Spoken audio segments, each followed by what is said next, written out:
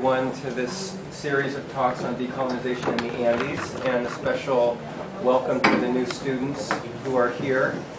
And I want to say on behalf of Carmen and myself, we're very grateful to the Center of Latin American Caribbean Studies for hosting this series of talks, and to Ada Ferrer, the director, and Jen Lewis, and Carolina, Maria, Rebecca, everyone who's worked to make this possible.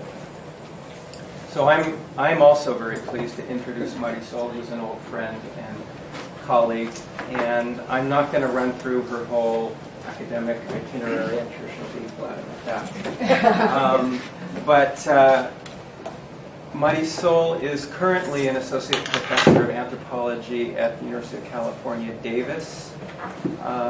She's also very active, maintains close connections with important research centers in Peru, especially the Instituto de Estudios Peruanos and the Centro Bartolomé de las Casas in Cusco. And she has written a great deal. She's received many prestigious fellowships. She's been very active in organizing conversations and collective projects. I think that's one of the great things about Marisol. But I will also just mention very briefly, her first book is very important for those of us who work on race in the Andes. It's called Indigenous Mestizos, The Politics of Race and Culture in Cusco, Peru. It was published by Duke in 2000. And it's a study of the Indigenista movement in the first half of the 20th century in Peru, and the way in which Creole intellectuals, Indigenistas, invented a new kind of racial language to talk about their region and their nation. A creative kind of racial language which was pushing back against Northern Atlantic scientific notions of race, but which was at the same time developing new forms of cultural discrimination, which have in some ways reproduced forms of racism within Peru. So Marisol does a critique of that indigenista genealogy. She's also edited a book called Formaciones de Indianidad, Articulaciones Raciales, Mestizaje y Nación en América Latina, which came out in Colombia in 2007, and another edited volume with Oren Starn called Indigenous Experience Today that also came out in 2007. I think one way to characterize Marisol is that she is an unsettling thinker. I think she's constantly in her work defying common sense, established assumptions. She's more interested in opening up questions and rethinking questions than in settling and resolving them. And there's a kind of restless creativity, I think, in her work that means that she's not complacent, not content to settle into a fixed spot, whether a disciplinary spot or theoretical spot, or to hold on to a particular model or political stance. And part of that is also a very strong self-critical streak, I think. In other words, she's interested not just in objective observation, but also in the intellectual stances that we take, scrutinizing the intellectual and political ground on which we develop our stances. So I think it's fitting to have her as part of this series on decolonization in the Andes, given her own critical approach to the colonial production of knowledge. And her talk tonight, which is called Indigenous Politics, Beyond Politics as Usual, will look at the epistemological basis for politics, drawing from her new project on indigenous approaches to power in Peru. So, welcome, Marisol. Thanks very much for coming on such a rainy day. I'm very happy to see old friends and new faces and new friends. As Carmen said, we've been together in Bolivia before knowing that we were going to be here, and I have a long history of work and thinking and fighting and struggling with Sinclair as well. So I am very, very happy and thankful for their invitation. And I'll read my talk, which is something that I do not usually do, but I will do it this time because otherwise I wouldn't be able to say everything that I want to say in 45 minutes. What I am going to read is, I like to think about it as a proposal to think about what's going on in the Andes today. It doesn't come out from ethnographic research. Rather, it is inspired by ethnographic and theoretical thinking. But it's not the result of a research. It is a proposal to think. And I don't want for it to be interpreted as a final interpretation. It's just I'm trying to open up possibilities to think about what's going on in a different way. And it was really motivated by the enormous amount of different events that I have been witnessing and following for the past 8 years, more or less. And when I think, okay, this is the last one that's going to happen, boom, all of a sudden something else happens, and I see it occurring again. I see the unsettling event happening again and sort of challenging the way we think about politics. So I thought that I wanted to give it a try and try to think about it in a different way. Okay, so the political reconfiguration that is currently taking place in the Andes may mark epochal changes in the region.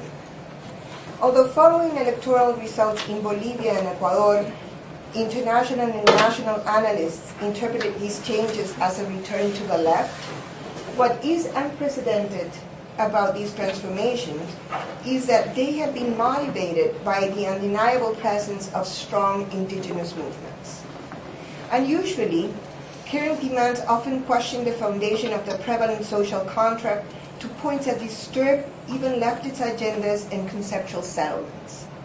For example, in May 2007, Humberto Cholango, the president of Ecuador, this is an indigenous political organization from Ecuador, signed a letter protesting the Pope's declaration about Latin American indigenous religiosity.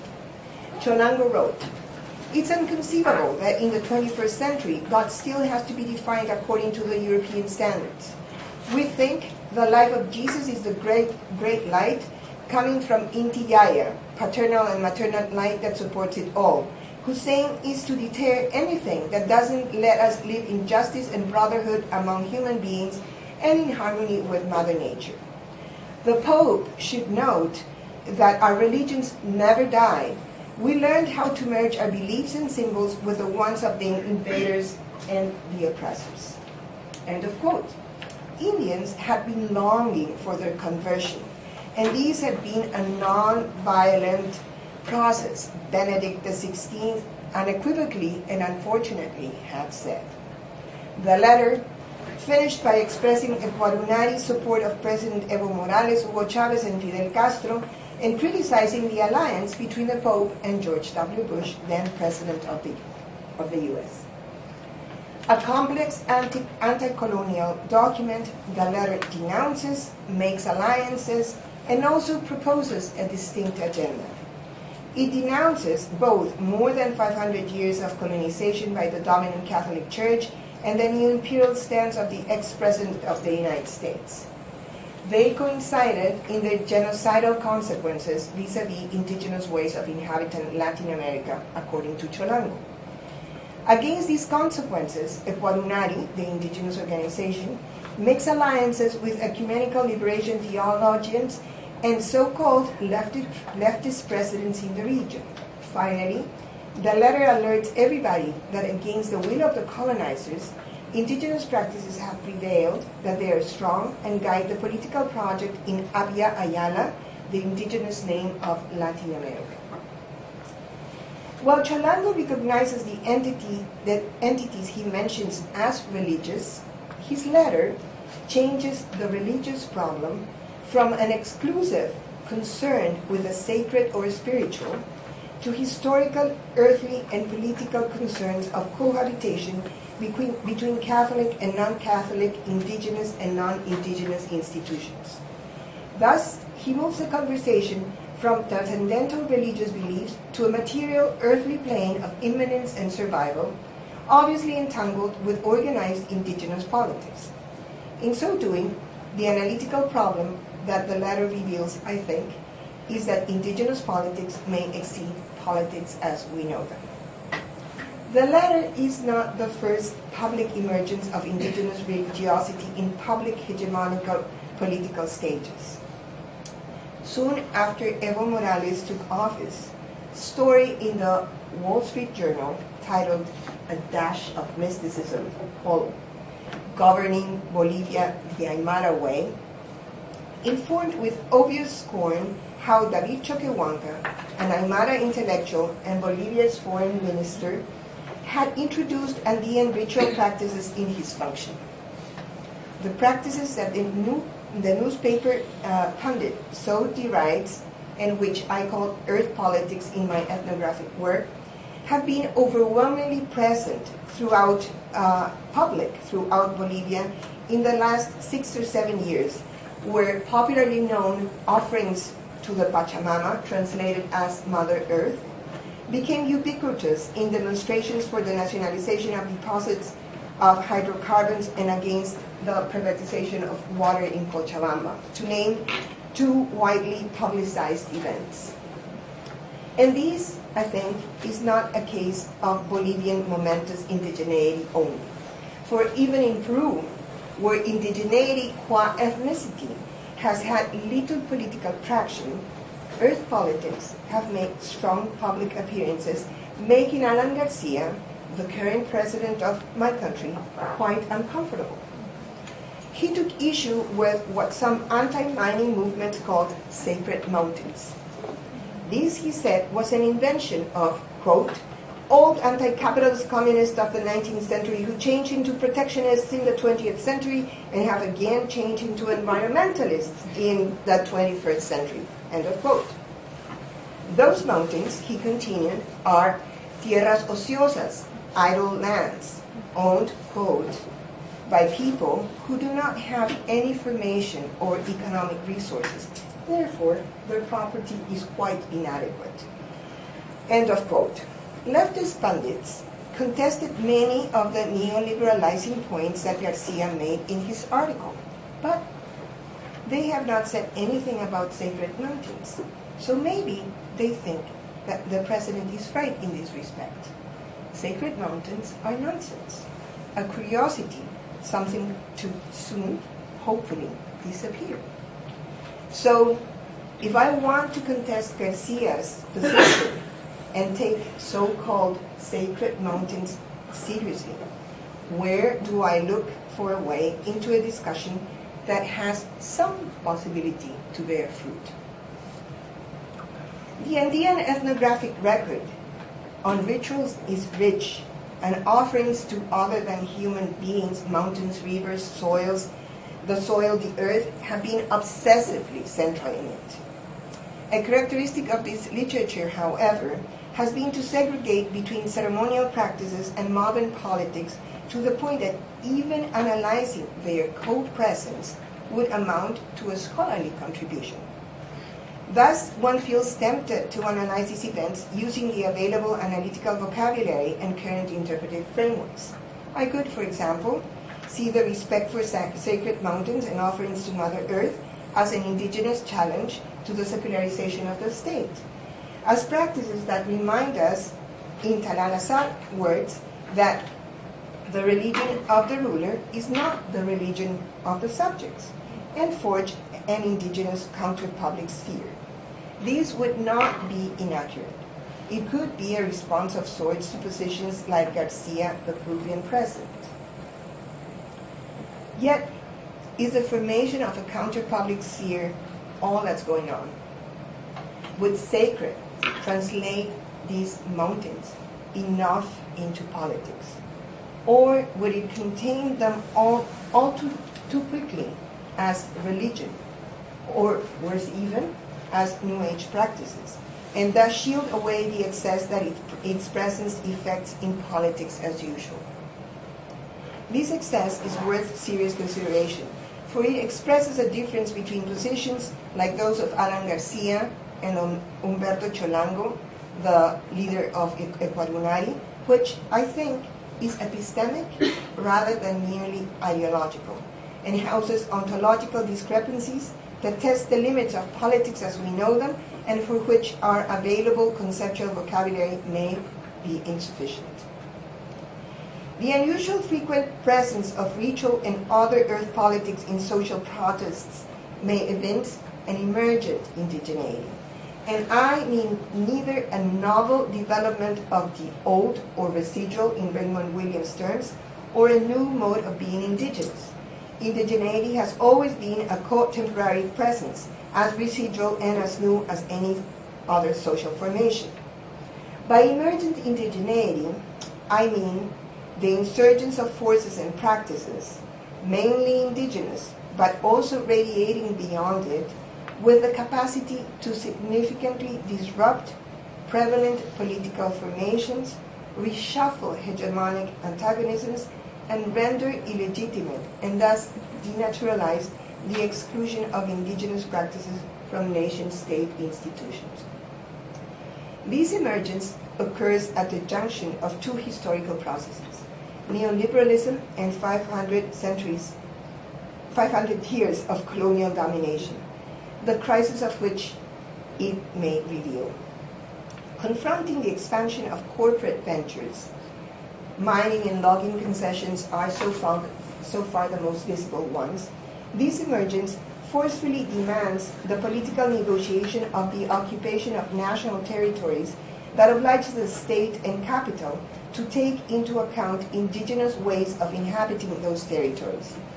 Conceptually, what interests me about this proposal is that if we take the time to think about it, we may find in it a challenge to the normative idea of politics and its definition of who can be a politician, or perhaps more importantly, what can be considered a political issue. The indigenous proposal could imply, I think, a reconfiguration of the political field and the antagonisms that have articulated Andean countries for more than 500 years. In the above paragraphs, I have borrowed Chantal Mouffe's distinction between politics and the political. According to this distinction, for which Mouffe builds on Carl Schmitt, politics organizes the activities and institutions through which ideological, economic, cultural, gender, and racial disagreements occur. The political occurs at a different plane. It is the dimension of antagonism that separates friends from enemies in human societies. Politics organizes that relationship, makes the antagonism livable, without ever canceling the conflict.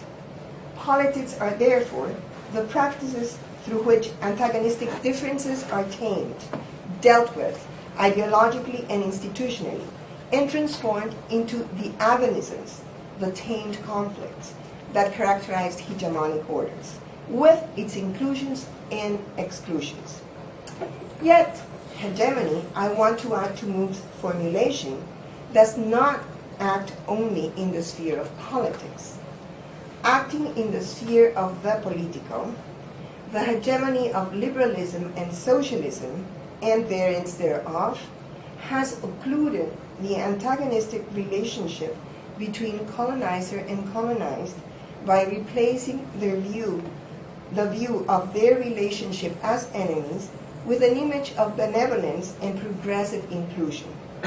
It has thus prevented the denial of ontological differences from emerging as a conflict in the arenas of politics. The colonial denial of differences, or the offer to participate in civilization, was inscribed in what Foucault identified as state racism, the modern state's mandate to improve conditions of life, choosing superior ways over inferior ones. In Latin America, this will for improvement was called mestizaje. It used education as benevolent technology of inclusion, which silenced the antagonism between the latter city and Indians, while at the same time organizing the field of politics hierarchically, with the educated at its apex and the illiterate excluded. The rejection of mestizaje that indigenous intellectuals inaugurated for politics more than 20 years ago made this antagonism public and opened up room for strong ethnic politics of all sorts. Yet, I think, ethnic insurgents continued the political command of the latter city, for indigenous intellectuals were recognized as legitimate politicians, adversaries, or allies precisely because of their academic qualifications. Ethnic social movements may belong to modern politics, and while some may be an ideological stone in neoliberalism's shoe, others may fit it nicely. And in either case, they all find a place in multicultural political trends. I think that the current emergence of indigeneity proposes something different. A pluralization of politics beyond ethnicity, which does not necessarily come from a literate quarter, and which multiculturalism, neoliberal or socialist, is having a hard time dealing with. A brief ethnographic example will help me illustrate the possibilities I'm talking about. In December 2006, an event was organized in the Plaza de Armas in Cusco to protest the possible opening of a mine in the entrails of Ausangate, a robust and very photogenic mountain and a very complex actor in Cusqueño regionalism. It is one of the most important sentient entities in the area, a powerful being whose protection may be elicited only in exchange of relationships of respect. Ausangate is also an icon of Andean Catholicism as the site of the pilgrimage to the Santuario de Coyuriti, visited annually between May and June by thousands of individuals. The protest against the pretensions of the mine that besieged Ausangate had a highly intricate texture. There were environmentalists with their posters, "No to the mine." There were pilgrims from all over Cusco, many of them in the ritual dance dresses. The priests and the lay brotherhoods that guard the sanctuary were also in attendance. Peasants from villages around the mountain had arrived in buses rented by the municipality of the district where Ausangate is located to facilitate the transportation of the protesters. Notwithstanding the appearance, dance costumes, music, and speeches in Quechua, the native language, the demonstration was not a demand for cultural identity, and it was not an environmentalist protest either. Not only an environmentalist protest either. It was beyond politics as usual. But what was so unusual, I was not able to discern by myself. A friend and research collaborator of mine named Nazario Turpo was also in the plaza and told me about the reason that had brought him into the gathering. Nazario is a monolingual Quechua speaker, a peasant who also owns alpacas and sheep, and is a Paco, the Quechua word for a kind of ritual specialist, currently translated as an Andean shaman as an effect of the proliferation of New Age tourism in Cusco. He lives in a remote village located at the feet of Ausangate at more than 4,000 meters above the sea level.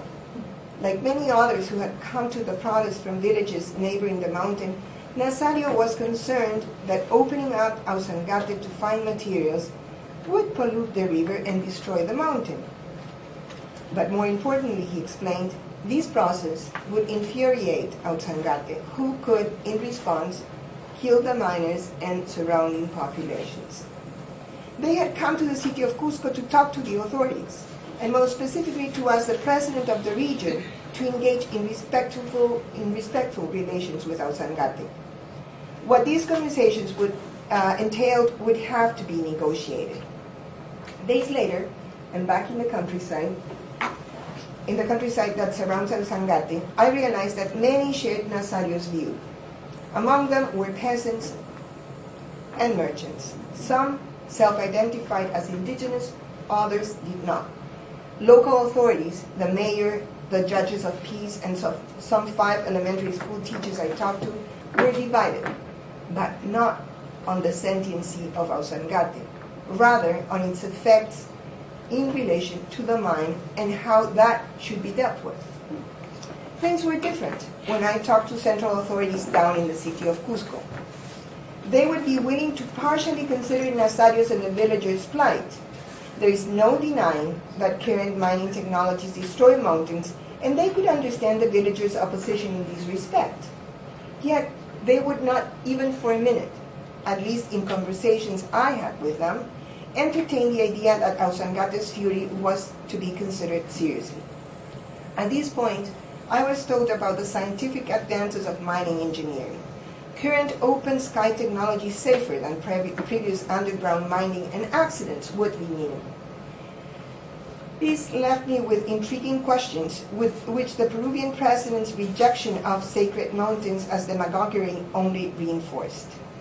How do we analyze political practices that include other than human persons in their demands?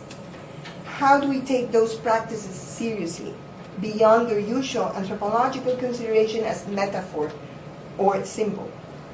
What would a broad political project considering other than human beings look like? Seemingly, these questions pose a difficult challenge to our modern analytical subjectivity. Authorities in Cusco were not the only ones to ignore my question. My leftist and intellectual friends in Lima, mostly middle class and highly cosmopolitan, looked at me incredulous, even offended, when I explained the scope of Nazario's village demand to consider Ausangate in the negotiations against the mine. Why? The easiest answer is, of course, racism. Earth politics confirm that Indians are superstitious. They constitute evidence that Indians do not belong in politics. Yet, where does this idea come from? How did Earth politics get to be disqualified as superstition? What makes them beliefs? And why do these beliefs have a different status from, say, for example, ideology? I propose that the discrimination between who can rule and who is to be ruled is not only an effect of racial technologies, and that in fact a previous conceptual settlement was necessary to enable what Foucault calls state racism and its population-making technologies. According to the modern order of things, science and politics should not mix. The first stands for objective representation of nature, while the second is the negotiation of power to represent people within the state. Exploring this distinction, historians of science Stephen Shapin and Simon Schaeffer go back to the 17th century to a quarrel between Hobbes, the author of the Leviathan, and Robert Boyle, the inventor of the experiment as scientific method, the creator of the field of experimental science. This quarrel, they propose, is a moment when the language that lifted politics from science developed, and the boundaries between epistemology and the forces of society emerged to be drawn for posterity.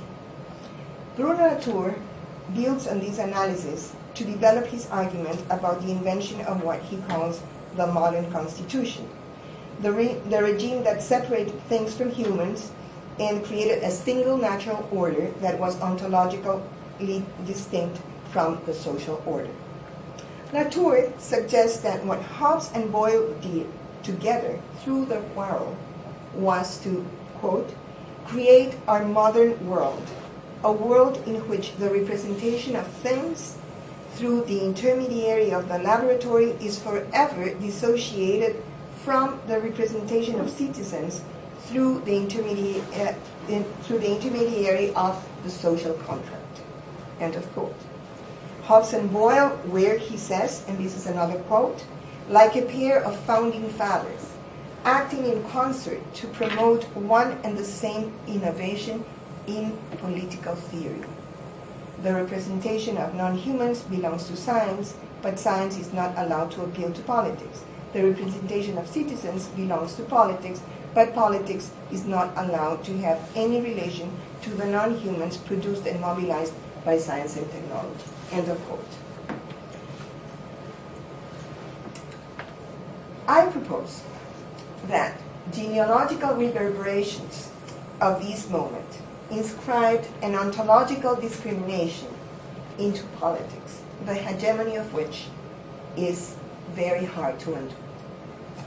The quarrel illustrates the epistemic stance that created universal nature and monopolized the representation of things for science. European colonizers exported the divide between humans and things to measure the distance between themselves and the worlds they conquered, as they maligned as inferior the practices that inhabitants of other worlds used to negotiate power with other than human beings. Eventually, this epistemic process monopolized politics for the world that represented nature through science and denied it to those people who saw beings and persons instead of nature, and worse even, interacted with them through indeed non-scientific practices.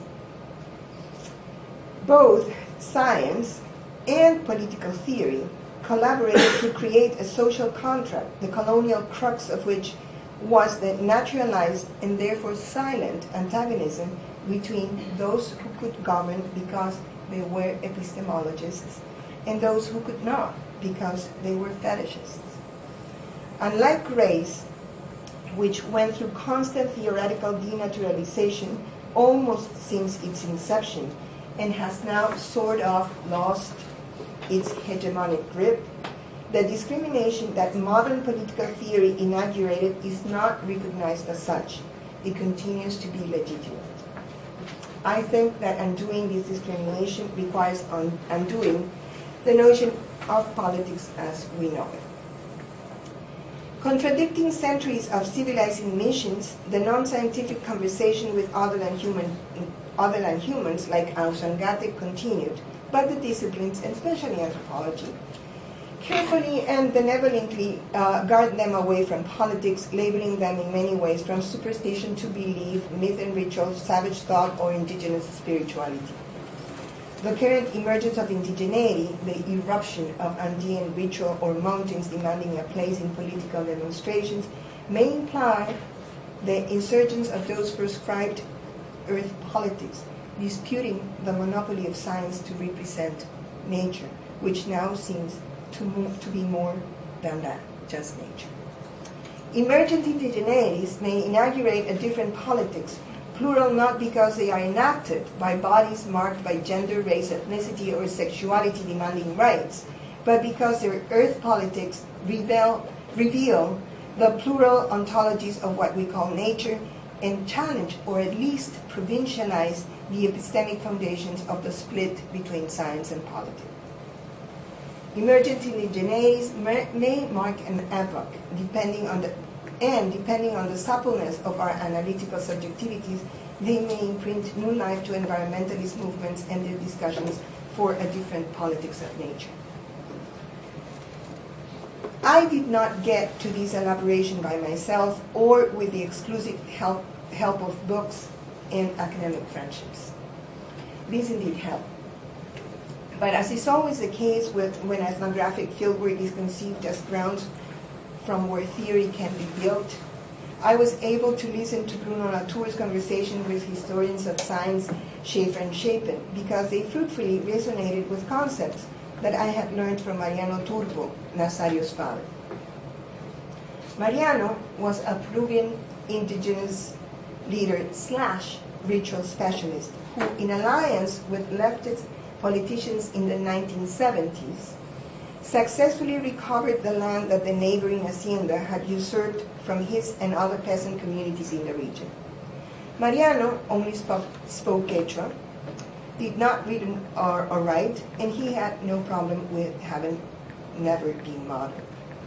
He conceived of power as forces to negotiate with, and these forces originated in what we call nature. Ausangate was, of course, central, but also the winds in lagoons had to be listened to, and in people, leftist politicians, the landowner, lawyers, state representatives, and other indigenous people like himself.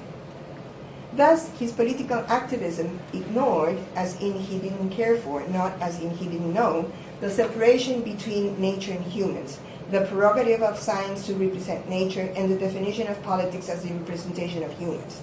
This attitude, in turn, led to him being ignored by the same politicians who had been his allies. Mariano remembers the names of the urban politicians by whose side he struggled, and for whom he sometimes offered rituals to Ausangate, so that he would propitiate good weather or good shelter in the many caves carved in its slopes. I spoke to several of those 1970s fighters, and none remembered him. And this forgetfulness is not racism alone. One reason for this shallow memory runs deep in history and connects with a pact that sealed a politics of nature, granting its representation to science. Having been protected by Ausangate is shameful as a political fact, even for those earnest, almost legendary leftist politicians whom I dearly respect.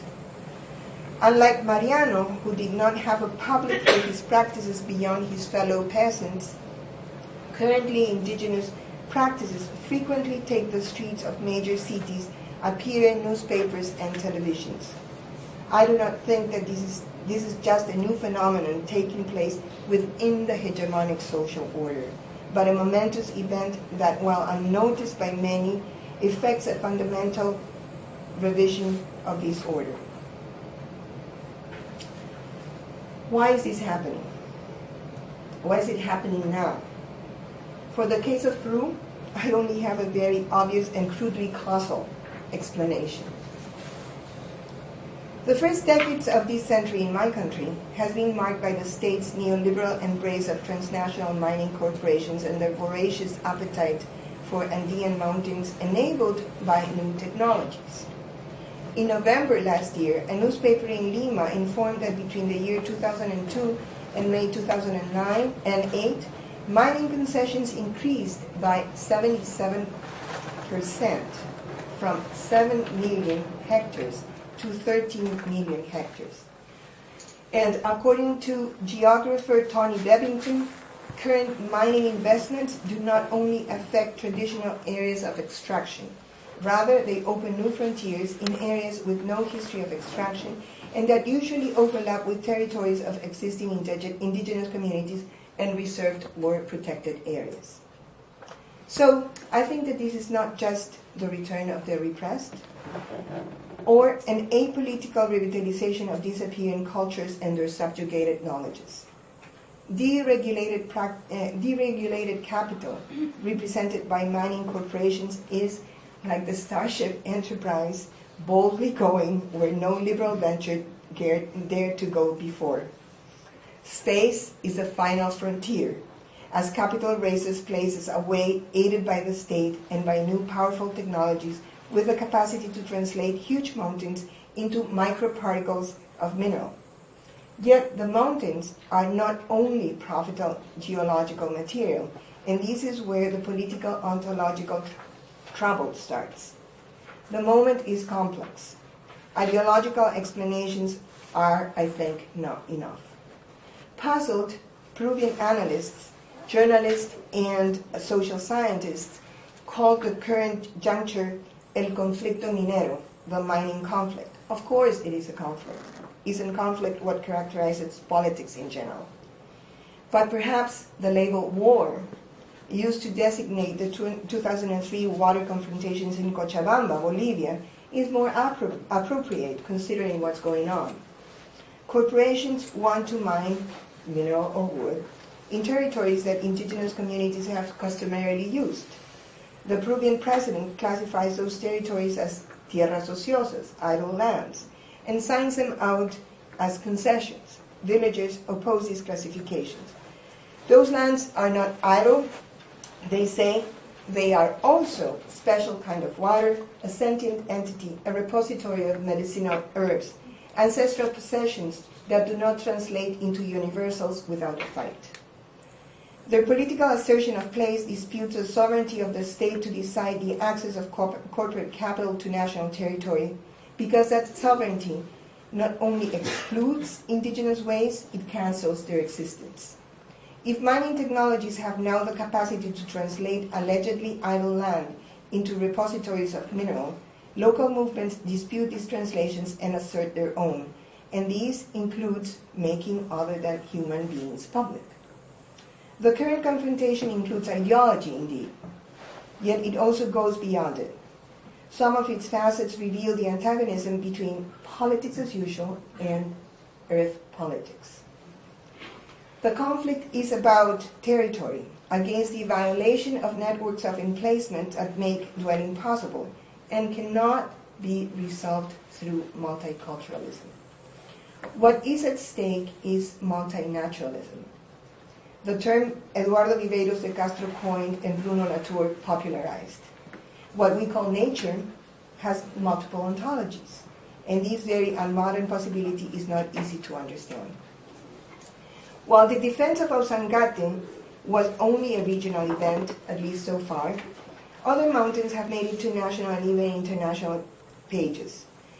One of the most well-known cases was a struggle 3 years ago in northern Peru against the Yanacocha Mining Company, partially owned by the World Bank, in defense of a mountain named Quilish, which also happens to be among the richest repositories of gold in the world.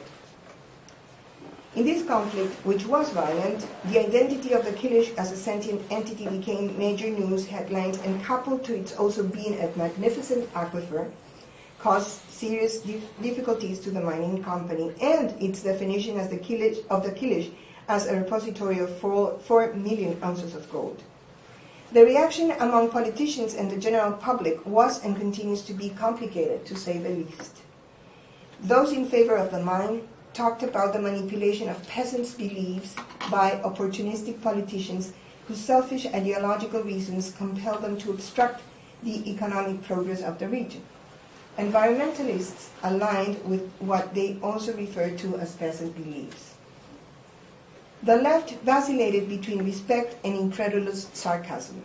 Finally, there are those who have joined the struggle in the terms that some peasants defined it, namely the defense of the Quilish as an earth being and a source of water so wondrous that resists translation as H2O.